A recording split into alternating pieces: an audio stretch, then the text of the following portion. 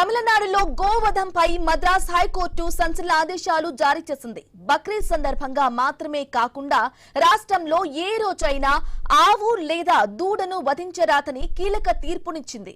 ఈ ఆదేశాలను ఖచ్చితంగా అమలు చేయాలని తమిళనాడు ప్రభుత్వానికి హైకోర్టు ఆదేశించింది. అయితే ఈ తీర్పును తమిళనాడు ప్రభుత్వం సుప్రీంకోర్టులో సవాల్ చేసింది. కోయంబత్తూరుకు చెందిన ఓ వ్యక్తి దీనిపై పిటిషన్ దాఖలు చేశారు. ప్రజాహిత వ్యాజ్యంపై విచారణ చేపట్టిన మద్రాస్ హైకోర్టు కీలక వ్యాఖ్యలు చేసింది. తమిళనాడు జంతు సంరక్షణ చట్టం 1958 రాజ్యాంగంలోని ఆర్టికల్ 48 ను ప్రస్తావించిన హైకోర్టు గోవుల సంరక్షణ రాష్ట్ర ప్రభుత్వ బాధ్యత అని పేర్కొంది. ఇస్లాంలో బక్రీద్ సందర్భంగా గోవధ అనేది తప్పనిసరి మతాచారం కాదని గత సుప్రీంకోర్టు తీర్పులను కూడా హైకోర్టు ప్రస్తావించింది.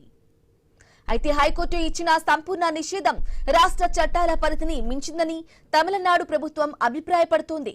కొన్ని ప్రత్యేక పరిస్థితుల్లో నిర్దిష్ట నిబంధనల ప్రకారం పశువుల వధకు చట్టం అనుమతిస్తోందని చెబుతూ సుప్రీంకోర్టును ప్రభుత్వం ఆశ్రయించింది. అయితే గోవధపై మద్రాస్ హైకోర్టు ఇచ్చిన ఆదేశాలు తమిళనాడులోనే కాకుండా దేశవ్యాప్తంగా తీవ్ర చర్చనీయాంశమయ్యాయి. మతాచారాలు, జంతు సంరక్షణ, రాజ్యాంగ నిబంధనల మధ్య సమతుల్యత ఎలా ఉండాలన్న అంశంపై ఇప్పుడు సుప్రీంకోర్టు నిర్ణయం కీలకంగా మారనున్నట్లు తెలుస్తోంది. కాగా తమిళనాడులో ఇప్పుడు ఒకటే దానిపై ప్రత్యేక చర్చలు జరుగుతున్నాయి. గోవధ నిషేధంపై మద్రాస్ హైకోర్టు తీర్పు, దానిని సవాల్ చేస్తూ తమిళనాడు ప్రభుత్వం సుప్రీంకోర్టును ఆశ్రయించడం. ఇప్పుడు ఈ అంశాన్ని దేశవ్యాప్తంగా రాజకీయ, న్యాయపరమైన చర్చగా మారింది.